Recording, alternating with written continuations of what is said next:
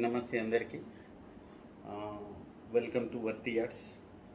నేను రాజు దేశెట్టి.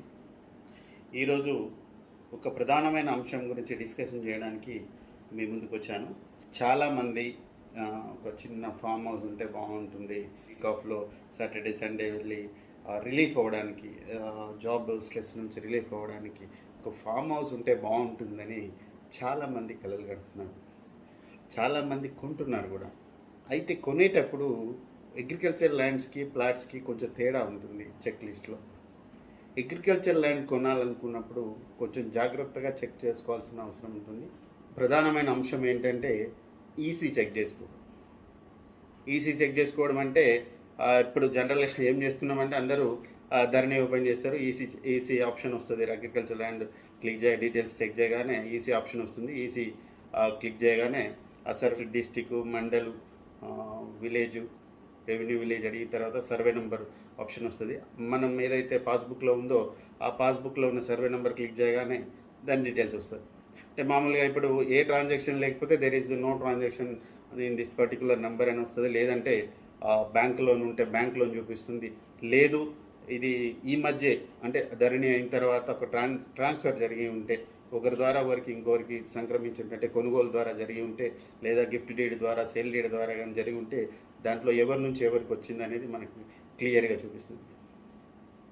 ఇది చెక్ చేస్తాం, ఓకే, ఇంతవరకు ఓకే, క్లియర్గానే అనిపిస్తుంది.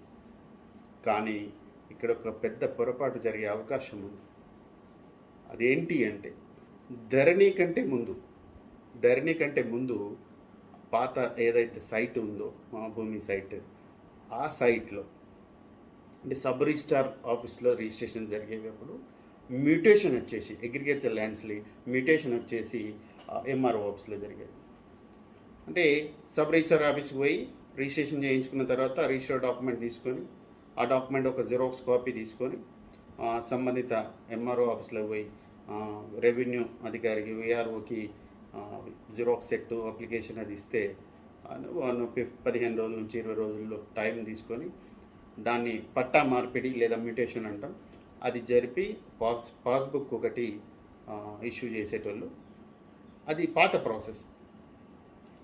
అయితే కొంతమంది ఏం చేసేవారంటే మామూలుగా తెలిసో తెలియకో కొనేవాళ్ళు, ల్యాండ్ లక్షలు పెట్టి కొనేవాళ్ళు. కొన్న తర్వాత రిజిస్ట్రేషన్ డాక్యుమెంట్ వచ్చేసింది, ఓకే అయిపోయింది కదా, రిజిస్ట్రేషన్ డాక్యుమెంట్ ఉంది నా దగ్గర ఒరిజినల్, అది నాదే ల్యాండ్ అని చెప్పేసి అంటే ఊరుకునేవారిగా. కొంతమంది ఇది మ్యూటేషన్ చేసుకోవాలి అని తెలిసి కూడా అశ్రద్ధ వలన ఊరుకున్న వాళ్ళు కూడా చాలామంది ఉన్నారు. అట్లా చాలా జరిగాయి ఇష్యూస్. ఎవరైతే మ్యూటేషన్ పెట్టుకోలేదో, మ్యూటేషన్ పట్టా మార్పిడి కోసం అప్లికేషన్ పెట్టుకోలేదో వాళ్ళు ఓనరు కాదు. దేని ప్రకారము? ప్రస్తుతం ఉన్న ధరణి ప్రకారము. పాత రికార్డు ప్రకారం ఎవరి పేరు అయితే ఉందో, రికార్డులో పేరు మార్చలేదు కాబట్టి పాత రికార్డులో ఎవరైతే పాత ఓనర్ ఉన్నాడో ఆ పాత ఓనర్ పేరు మాత్రమే ధరణిలో ఎంట్రీ అయింది. కొన్న వారి పేరు ఎంట్రీ అవ్వదు. ఎందుకంటే వీళ్ళు పట్టా మార్పిడి పెట్టుకోలేదు.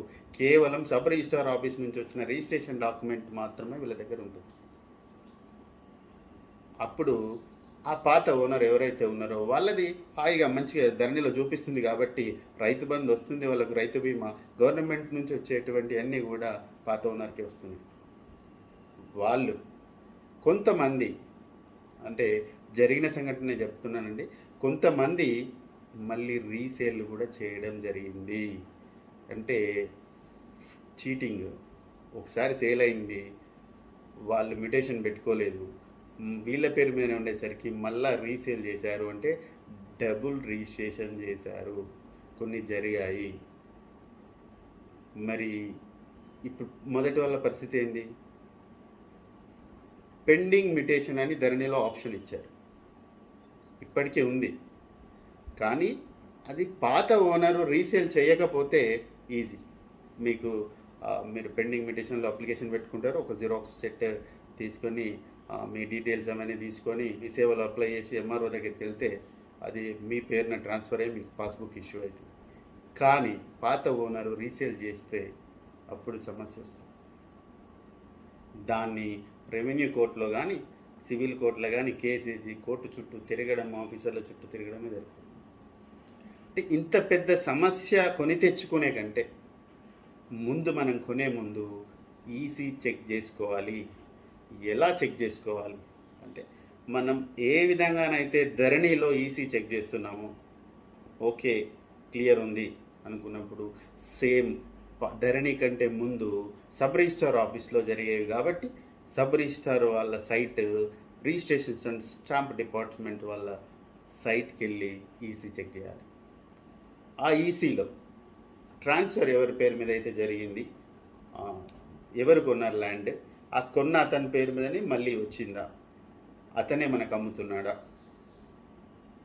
అనేది క్లియర్గా ఉంటుంది. లేదా ఆల్రెడీ ఒకసారి అక్కడ అమ్మిన అతని పేరే మళ్ళీ ధరణిలో వచ్చి మళ్ళీ అమ్ముతున్నాడా అనేది చెక్ చేసుకోవాల్సిన అవసరం ఉంటుంది. ఇది చాలా చాలా చాలా ఇంపార్టెంట్. ఇప్పుడు డబుల్ రిజిస్ట్రేషన్ జరిగి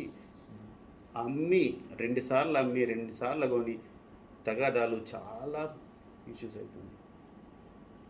కాబట్టి ఈసీ చెక్ చేసుకోవడం అనేది రెండు విధాలుగా చెక్ చేసుకోవాలి.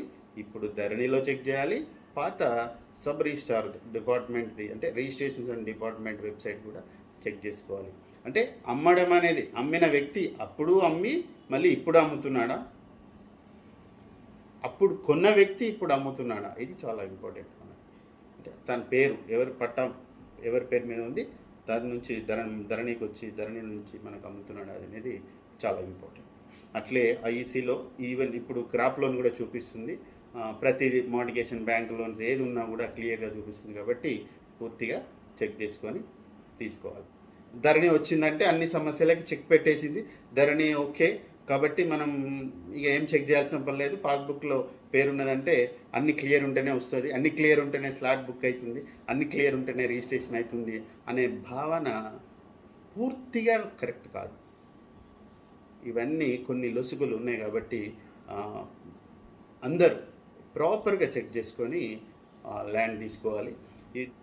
ఇంకా డీటెయిల్డ్గా మనము అంటే ప్రతి అంశము చెక్ చేసుకోవాల్సినటువంటి ప్రతి అంశము ఇది బేసిక్, ఇది ప్రైమరీ వెరిఫికేషన్ మాత్రమే. ఇంకా చాలా అంశాలు ఉంటాయి. ఆ చాలా అంశాలు విత్ స్క్రీన్తో సహా మీకు ఎలా చెక్ చేసుకోవాలనే అంశాల గురించి మనం ఫర్దర్ వీడియోస్లో చూద్దాం. మీరు మాకు వర్తి యార్డ్స్ తరఫునే ల్యాండ్ తీసుకోవాలి, వర్తి యార్డ్స్ దగ్గరనే చేయాలి, పర్చేజ్ చేయాలనేది మా కాన్సెప్టే కాదండి. కాకపోతే ఏంటంటే మోసపోవద్దు. మీరు ఎక్కడ తీసుకున్నా సరే ల్యాండ్ ప్రైమరీ వెరిఫికేషన్ చేసుకోండి. ఆ తర్వాత సెకండరీ వెరిఫికేషన్ ఏంటిది, ప్రతి అంశాన్ని ఎట్లా చెక్ చేసుకోవాలి, ల్యాప్టాప్ కంప్యూటరు ఏదో అక్కర్లేదు, జస్ట్ మనకంతా ఇప్పుడు మొబైల్లోనే చెక్ చేసుకోవచ్చు. అవన్నీ వివరాలు మనం ఫర్దర్ వీడియోస్లో పూర్తిగా తెలుసుకుందాం. Thank you. నమస్తే.